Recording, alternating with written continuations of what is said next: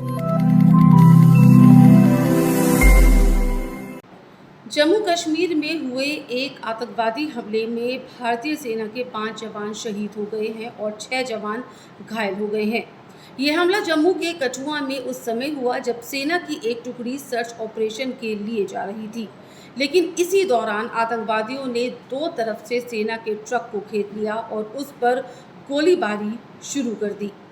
इन हमले में जिस खतरनाक राइफल्स का इस्तेमाल हुआ है वो M4 सीरीज की वही राइफल्स हैं जो अमेरिका ने पाकिस्तान की सेना को दी थी। लेकिन अब जम्मू कश्मीर में सेना पर हमले करने वाले आतंकवादी इन्हीं राइफल्स का इस्तेमाल कर रहे हैं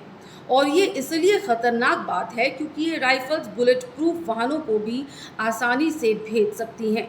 और इस हमले में भी बिल्कुल यही हुआ है। तो ज़रा सोचिए, अमेरिका ने पाकिस्तान को ये राइफल्स इसलिए दी थी ताकि वो आतंकवादियों का खात्मा कर सके, लेकिन अब वही राइफल्स आतंकवादियों के हाथ में पहुंच गई हैं और वो इस्तेमाल हो रही हैं भारतीय सेना के खिलाफ। आज अमेरिका से ये सवाल करना बनता है कि क्या वो दुनिया को ये बताएगा कि उसने जो राइफल्स पाकिस्तान की सेना को दी थी वो आतंकवादियों के पास आखिर कैसे पहुंच गई, और क्या अब इस मामले में अमेरिका की जवाबदेही तय होगी जो खुद को दुनिया का सबसे बड़ा शांति दूत बताता है।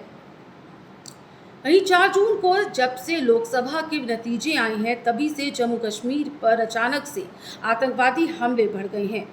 और इनमें भी आतंकवादी अब कश्मीर से ज़्यादा जम्मू को अपना आतंकवादी निशाना बना रही हैं। यानी जो पूरा एक्शन है आतंकवादियों का वो घाटी से हटकर अब जम्मू की तरफ ज़्यादा आ रहा है।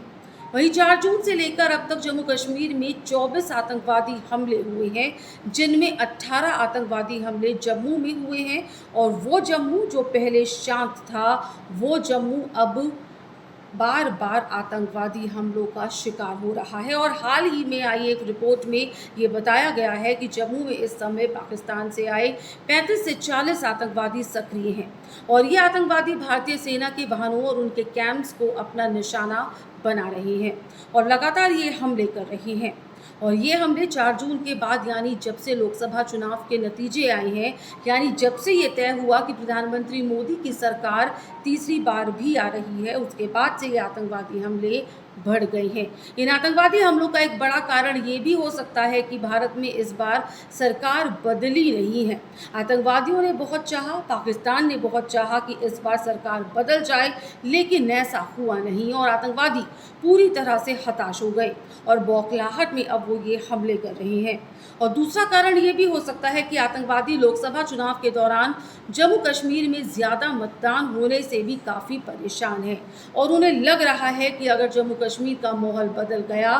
तो इन आतंकवादियों की दुकानें बंद हो जाएंगी और इसी वजह से इन आतंकवादियों ने जम्मू कश्मीर पर अचानक से ये हमले बढ़ा दिए हैं।